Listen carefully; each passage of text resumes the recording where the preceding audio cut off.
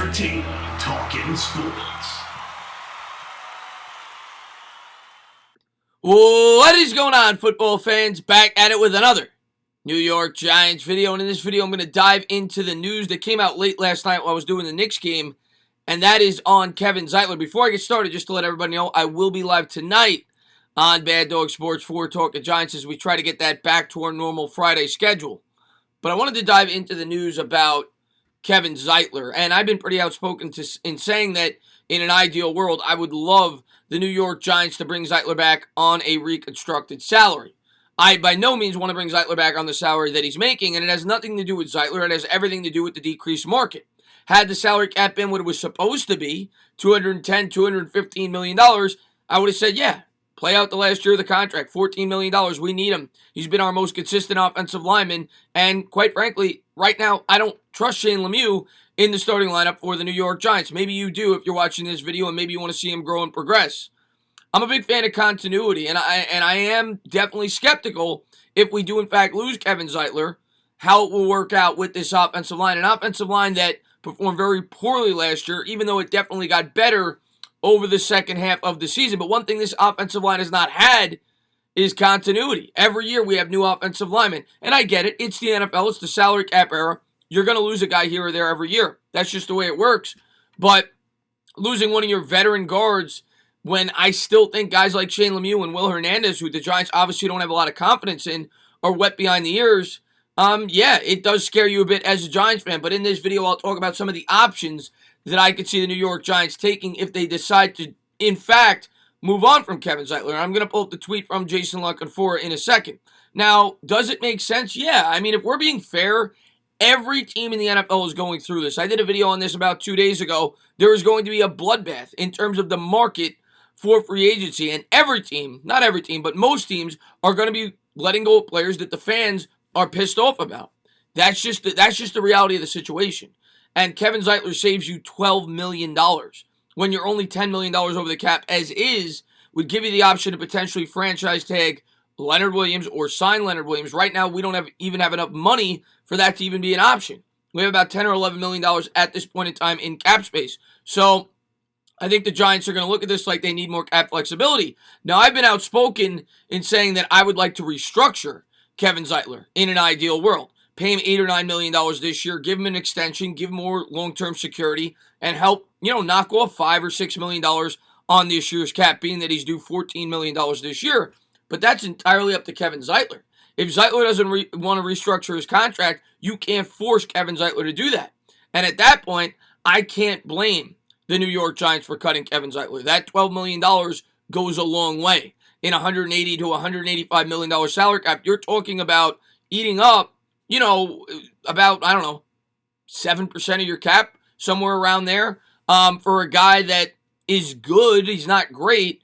I understand it, but I definitely have my doubts as to how the New York Giants will replace him, and I think it's a major question mark headed into the offseason if, in fact, this is true, coming out from Jason La Canfora. La Canfora works for CBS Sports, and it's rumors. Nothing is set in stone here.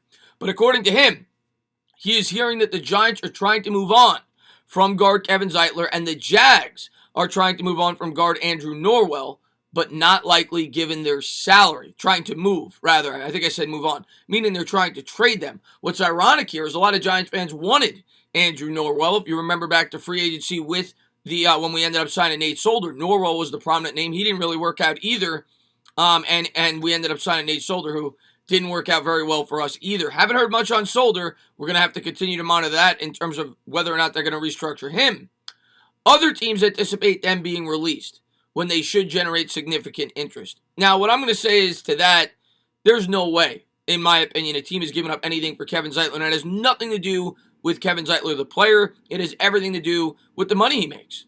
No team is going to want to inherit a 30 or 31-year-old guard who has seen his best days behind him, who's still good, but nobody's going to want to pay him $14 million when the cap is $180. Everybody's trying to get under the budget, and I don't see it happening unless the Giants were to take back another salary. But at that point, if you're doing that, if you're offsetting salaries, why not just keep them? I'd like to keep continuity on this offensive line, but if they can't restructure it, I don't see it going down, and I do think that they will end up cutting him. I don't see the Giants bringing him back on his $14 million salary. This came out from PFF New York Giants just to show the importance of Kevin Zeitler. Kevin Zeitler last year had 1,003 snaps. He surrendered 28 pressures. Other Giants guards had 1,029 snaps, so about the same amount of snaps, and they surrendered 50 pressures, nearly double. Shane Lemieux, while he was pretty good in run blocking, was the worst pass blocking guard in the NFL last year. He surrendered as many sacks as Will Hernandez has surrendered over his entire career through about 8 games worth of starts. So Lemieux to me is still a major project. There's a reason he went in the 5th round, and I don't feel confident going into the year with him being the starting guard. Now, if they decide to move on from Kevin Zeitler, what are some of the things that Dave Gettleman and the New York Giants can do? Because I do think it is reality right now. It is very possible we end up doing this to try to retain players such as Dalvin Tomlinson and Leonard Williams. There's only so much money that the New York Giants could come up with, and they may look at it like, we don't want to backload salaries. We want to keep our books clean for the 2021 season. We don't want to be the Philadelphia Eagles, 2022, I should say, where we're backloading all of our money, and it just creates a mess. The Giants may want that cap flexibility going forward, and I can't fault them for thinking that way, even though they still may do that to try to create some cap space, and we don't know. You know, we got 4 more days till the tag deadline comes out. Maybe Kenny Golladay becomes available, and the Giants want to have all their options open. And this $12 million would go a long way. But in terms of some of the things they could do, well, we'll start with free agency. Like I said, a lot of teams are going to have to do this. You just saw from that initial tweet that Andrew Norwell will be a guard that's available in free agency, and you would assume he would get less than what Zeitler's getting now. You have Gabe Davis from the Raiders, Thuney from the Patriots, or Thuney, however it's pronounced. There are a lot of guards out there that will be for the taking that I could see the New York Giants trying to bring in here on a 1-year salary at a much lesser rate than what Kevin Zeitler made, and try to stick him there on that offensive line and at least start until they feel such time that Shane Lemieux may be ready in the season. I could definitely see them going that route, but I cannot see a scenario where you go into the season with at least not stronger depth behind those 2 guards to compete for that starting role. And if Lemieux were to struggle, you have a guy that you could at least trust to put into the starting lineup at a bare minimum. I think Gabe Davis could make a lot of sense for the Raiders. He's still a pretty solid guard. He's only 29 years old, and I think he'd be a lot cheaper than what Kevin Zeitler were to command. The one thing I hate is Zeitler's our most consistent offensive lineman, and you're breaking up continuity. It affects both, it affects Andrew Thomas. It affects everybody on that offensive line. It affects the center, Nick Gates. They're used to playing as a unit and next to one another. So I hate that. I would prefer that we bring Zeitler back, but only under a reconstructed salary, and it does not look like it will be in the cards for the New York Giants. The other option, of course, would be to draft a guard relatively early in this year's draft. And again, we're not going to know, and that's why I haven't done a ton of mock drafts. We're not going to know what our needs in the draft are going to look like until we see free agency. If we end up signing a guy like Kenny Golladay or Corey Davis, we very well probably won't end up drafting a wide receiver in the 1st round, and we may address the offensive line. If you lose a guy like Kevin Zeitler, maybe you draft a tackle, maybe you draft a guard in the 2nd round.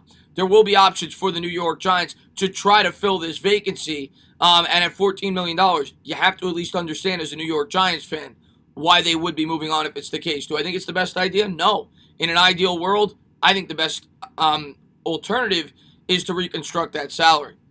But maybe the Giants may be looking at this like, maybe we plan on extending Will Hernandez, and we don't want to have our books filled at the guard position for the next 2 years after this for a guy like Zeitler. That's where I'm leaning. If they're moving on from Zeitler, I have to think they're showing some confidence in Will Hernandez. Because that's the way I think, at least, even though last year it didn't seem that way. But we'll have to wait and see how it all plays out this offseason and in the 2021 season for the future at that guard position. If you ask me now, it seems like it's at least much more probable than I thought a couple of weeks ago that we will not have Kevin Zeitler in a New York Giants uniform come the 2021 season. But let's hope for the best. As always, guys, if you liked what you watched, please subscribe, drop a comment, maybe give me a little thumbs up. Cheers.